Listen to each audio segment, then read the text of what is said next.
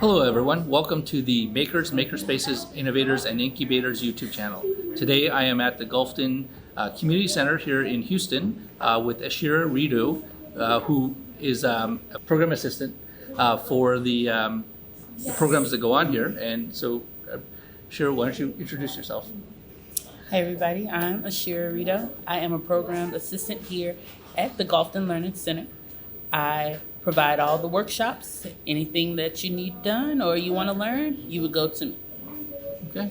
And this summer you worked with us on a program for the Stafford Center School District. I did.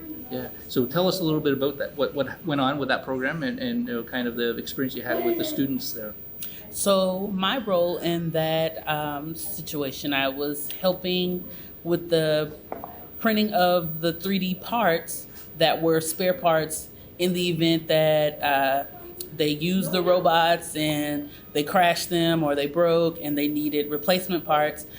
Myself and my counterpart, Mr. Ron, we helped the children to learn how to use the 3D printers, to learn how to take those parts and replace them on the robots.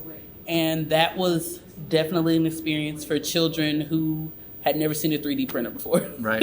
And so did by the end of it, did they actually learn how to work with the 3D printer? Yes, they did. Right. They had a blast. Right. They wanted to learn everything that there was to know about the 3D printers. They wanted to do it versus actually getting, the basics down. Right. But once we got all that out the way, they were really great with it. Right. And did because I saw some pictures and that it looks like some of them actually went a little step further and created some things on their own. Yes, they did. Because they didn't want to do the robots; they wanted to do some other things. Yes, we created. We printed a lot of Pikachu. A lot of Pikachu. There were literally about 20 Pikachus that were printed, but that was fine. And we found other things for them to print as well, just as examples before we went ahead and printed the replacements. Okay, nice. Yeah. Did you work with any other parts of the program? I know they were doing soldering, they were doing... No, yeah. Unfortunately, we were just there for the introductory 3D printing and getting that started. Okay, awesome. So how does that translate to what you do here at the Gulfton Community Center? So essentially, I do the same thing here. We have students as well as adults come in that want to learn how to 3D print, want to learn how to use a laser cutter, make a podcast, photo edit, create music. And essentially, that's going to be me.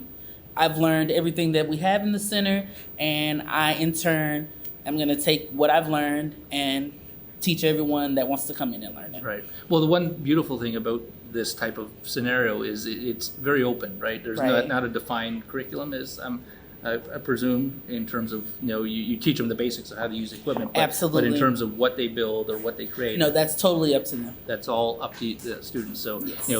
it gives them an ability to kind of express themselves. Possibilities are endless. Right. So tell us a little bit of some of the success stories. I mean, you've been working with Baker Ripley for a while, I assume? I have been with the company since March of this year. Okay. I initially started out at our other location, the Fab Lab. There, I learned pretty much everything that I know now. With the laser cutters, with 3D printers, I was able to watch and learn. They did many workshops. They had a lot of volunteers come in. They had a lot of members come in. I just watched what they did, pretty much mimicked and soaked up as much as I could. Right. So, again, that's called shared learning. Absolutely. Or is there a better name for that? But it's experiential learning, right? Yeah. So you learn from experience and make many mistakes, I'm sure. oh goodness, I can't tell you the amount. Right. It's open. Yeah. Just And then and what are the age groups of people that you've seen come through here? Oh, so the youngest I've seen, he was about 6, and the oldest I've seen was upwards of 70. Right. So So it's open. It's anyone with a kid at heart. Yeah. What does the future look like for you here at the Gulfton Center? Like, what is the some of the things that are upcoming that you're looking forward to being able to do? We have several workshops coming up, again, including that 3D printer. Right. I'm most looking forward to our podcast. I have taken a liking to creating podcasts. I honestly didn't know that it was so simple. Right. And then what you can talk about, the topics are literally endless. So Right. I found my niche, I think, Okay. and I'm going to just follow the process. I've actually found a platform to put it on. Right. So I'm really super excited about that. Okay. Well, you're about to be put onto a YouTube channel now too, so you've expanded from a podcast to a YouTube Check me channel. out. Yeah. With the crazy hair and everything, right? Right. Yeah, sure. Guys. You got to have fun, right? Absolutely. I mean, I think that's probably one of the number one things is make learning fun. And right? that's definitely what I do. Right. Awesome. Is there anything you want to say to the audience before we finish this interview? If you're available, come down to the Gulfton Learning Center. We're located in the Gulfton, Sharpstown area. If you want to learn anything new, I'm available and I'll definitely help you out. Thank you very much. It was a pleasure having you on today, and we look forward to talking to you in the near future. Well, thank you. Have a good day. You too.